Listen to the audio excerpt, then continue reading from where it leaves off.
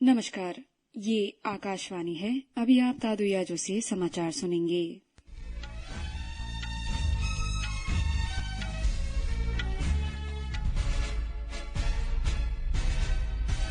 पहले मुख्य समाचार। प्रधानमंत्री नरेंद्र मोदी ने तमिलनाडु में 17,300 करोड़ रुपए की परियोजनाओं का शुभारंभ किया। प्रधानमंत्री नरेंद्र मोदी आज महाराष्ट्र के यवतमाल से पीएम किसान योजना की 16वीं किस्त भी जारी करेंगे।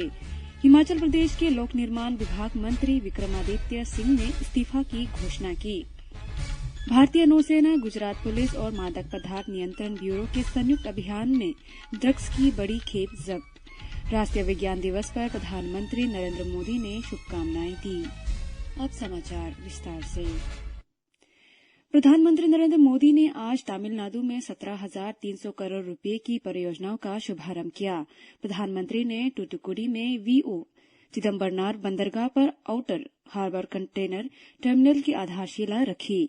इस टर्मिनल के बनने से पूर्वी तट के लिए ये बंदरगाह एक ट्रांसशिपमेंट हब का रूप ले लेगा, जिससे भारत वैश्विक व्यापार में प्रतिस्पर्धा बढ़ाने के लिए तटीय सीमा और भौगोलिक स्थिति का लाभ उठा सकेंगे। इससे क्षेत्र में रोजगार और आर्थिक विकास को भी बढ़ावा मिलेगा। प्रधानमंत्री ने वीओ चिदम्बरनार बंदरगाह को देश के पहले ग्रीन हाइड्रोजन हब पोर्ट के रूप में स्थापित करने वाली अलवनीकरण संयंत्र, हाइड्रोजन उत्पादन और बंकरिंग सुविधा परियोजनाओं का भी उद्घाटन किया। श्री मोदी ने हरित नौका पहल के अंतर्गत देश के पहले स्वदेशी हरित हाइड्रोजन ईंधन सेल अंतर्देशीय जलमार्ग पोत की भी शुरुआत की। इससे स्वच्छ ऊर्जा और नेट जीरो लक्ष्य के प्रति भारत की प्रतिबद्धता का पता चलता है। प्रधानमंत्री ने 10 राज्यों और केंद्र शासित प्रदेशों में 75 लाइट हाउसों में पर्यटक सुविधाओं का भी लोकार्पण किया और वंची, मनियच्ची, नागरकोइल रेल लाइन तथा मेलापलायम आरएलवाई मूली खंड के दोहरीकरण के उद्देश्य से रेल परियोजनाओं का शुभारंभ किया। लगभग 1,477 करोड़ रुपए की लागत से विकसित इस परियोजनाओं से कन्याकुमारी, नागरकोइल और तिरुनेलवेली से चेन्नई की ओर जाने वाली रेलगाड़ियों का यात्रा समय को कम करने में मदद मिलेगी।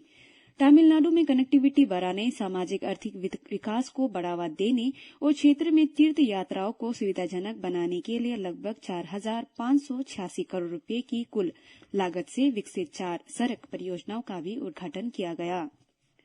प्रधानमंत्री नरेंद्र मोदी ने इस अवसर पर कहा कि भारत का पहला हाइड्रोजन ईंधन सेल पोर्ट गंगा नदी के रास्ते काशी की यात्रा करेगा और ये तमिलनाडु के लोगों की ओर से उनके निर्वाचन क्षेत्र वाराणसी के लिए एक उपहार होगा। श्री मोदी ने कहा कि इस तरह के कदमों से एक भारत श्रेष्ठ भारत कार्यक्रम को मजबूती मिलती है।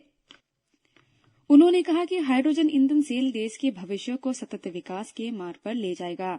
उन्होंने कहा कि केंद्र सरकार ने पिछले 10 वर्षों में तमिलनाडु में अनेक बुनियादी ढांचा परियोजनाओं को पूरा किया है। श्री मोदी ने कहा कि राज्य में सत्तारूढ़ द्रमुक सरकार मीडिया को उनकी सरकार की उपलब्धियों को प्रचारित करने से रोक रही है। उन्होंने पिछली यूपीए सरकार पर राज्य के विकास की अनदेखी करने का भी आरोप लगाया। प्रधानमंत्री ने कहा है कि सरकार ने समुद्री क्षेत्र को बढ़ावा दिया है, जिससे राज्य में कई गुना वृद्धि सुनिश्चित हुई है। उन्होंने कहा कि आज शुरू की गई मल्टी मॉडल परियोजना प्रदूषण रहित परिवहन प्रदान करेगी और जलमार्ग से यात्रा की लागत में भी कमी आएगी। श्री मोदी ने कहा कि वीओसी बंदरगाह, अलवनीकरण संयंत्र और हरित हाइड्रोजन बंकरिंग सुविधाएं विकसित भारत के विजन को पूरा करने में मदद करेगी। उन्होंने कहा कि हाइड्रोजन ईंधन आधारित परिवहन जीरो कार्बन फुटप्रिंट के साथ पर्यावरण अनुकूल सुरक्षित वातावरण प्रदान करेगी। उन्होंने कहा कि भविष्य में वृद्धि और विकास सुनिश्चित करने के लिए समुद्री क्षेत्र में मजबूत बुनियादी ढांचे की आवश्यकता है। उन्होंने कहा कि 4,500 करोड़ रुपए की परियोजनाओं से तमिलनाडु और केरल के बीच रेल और सड़क सेवाएं बढ़ेगी तथा पर्यटन समेत सभी क्षेत्रों को बढ़ावा मिलेगा। उन्होंने कहा कि विकास सुनिश्चित करना राजनीतिक विचारधारा नहीं, बल्कि विकासवादी विचारधारा है। विकास से युवाओं का भविष्य सुरक्षित होगा, रोजगार के अवसर बढ़ेंगे और यही प्रधानमंत्री की गारंटी थी। उन्होंने आश्वासन दिया कि जब तीसरी बार उनकी सरकार सत्ता में आएगी तो वे अपना वादा पूरा करेंगे। केंद्रीय मंत्री डॉक्टर एल मुरुगन ने इस मौके पर कहा कि पिछले 10 वर्षों में देश में 11 लाख करोड़ रुपए की परियोजनाएं लागू की गई है और भारत को चंद्रयान 3 को चंद्रमा के दक्षिणी ध्रुव पर पहुंचाने का सौभाग्य मिला है। इससे ये साबित हुआ है कि प्रधानमंत्री नरेंद्र मोदी के नेतृत्व में भारत अंतरिक्ष क्षेत्र में आत्मनिर्भर बन सकता है। उन्होंने कहा कि 2047 में भारत महाशक्ति बनकर उभरेगा। प्रधानमंत्री नरेंद्र मोदी आज शाम महाराष्ट्र के यवतमाल का दौरा करेंगे। श्री मोदी राज्य में रेल, सड़क और सिंचाई से संबंधित 4,900 करोड़ रुपए से अधिक की कई बुनियादी ढांचा परियोजनाओं का उद्घाटन और लोकार्पण करेंगे। प्रधानमंत्री एक सार्वजनिक सभा में प्रधानमंत्री किसान सम्मान निधि योजना के 21,000 करोड़ रुपए से अधिक की 16वीं किस्त भी जारी करेंगे। श्री मोदी यवतमाल में महिलाओं के 5.5 लाख स्वयं सहायता समूह के लिए 825 करोड़ रुपए की राशि भी वितरित करेंगे। प्रधानमंत्री महाराष्ट्र में 1,300 करोड़ रुपए से अधिक की रेल परियोजनाओं का उद्घाटन करेंगे। इन परियोजनाओं में वार्धा कालम ब्रॉड गेज लाइन और न्यू अस्थि अमेल्नेर ब्रॉड गेज लाइन शामिल है। नई ब्रॉड गेज लाइनें विदर्भ और मराठवाड़ा क्षेत्रों में संपर्क सुविधा बढ़ाएगी और विकास को गति देगी। राष्ट्रीय परीक्षण एजेंसी एनटीए समूचे देश और देश के बाहर 24 शहरों में 11 से 28 मार्च तक कंप्यूटर आधारित मोड में संयुक्त विश्वविद्यालय प्रवेश परीक्षा CUT PG 2024 आयोजित करेगी। एनटीए ने 157 विषयों की परीक्षा आयोजित करने का कार्यक्रम जारी कर दिया है।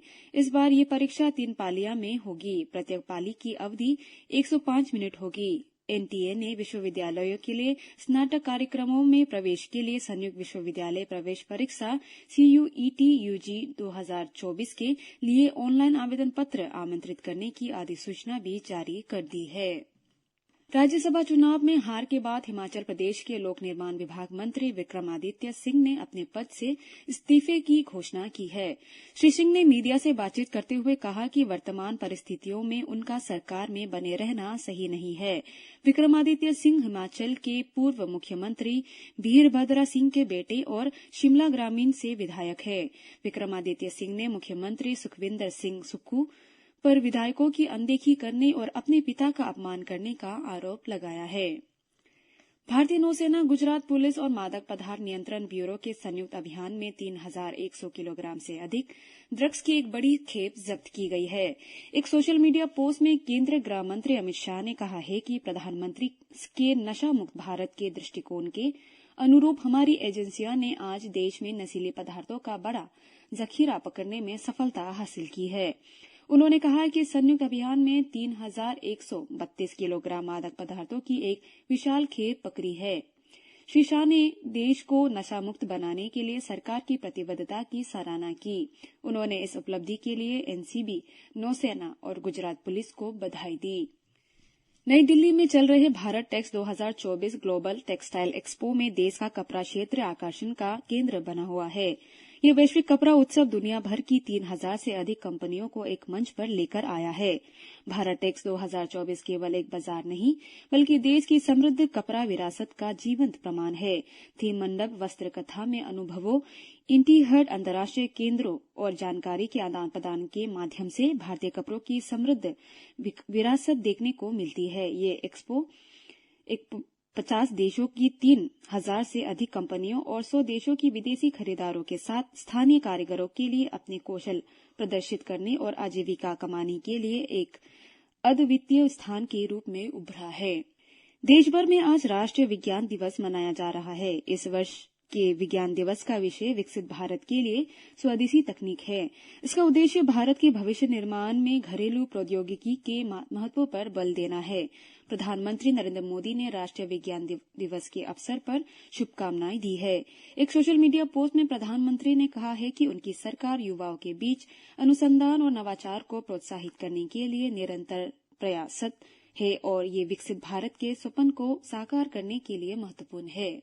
श्री मोदी ने वैज्ञानिक प्रवृत्ति, नवाचार और प्रौद्योगिकी पर अपने विचारों का एक वीडियो भी साझा किया। महान भारतीय भौतिक विज्ञानी सर सीवी रमन की उत्कृष्ट खोज की रमन प्रभाव की स्मृति में विज्ञान और प्रौद्योगिकी विभाग नई दिल्ली में एक समारोह आयोजित कर रहा है। इस खोज के लिए सीवी रमन को वर्ष 1930 में सर्वोच्च वैश्विक नोबेल पुरस्कार से सम्मानित किया गया था। इसी के साथ ये समाचार बुलेटिन समाप्त हुआ। नमस्कार।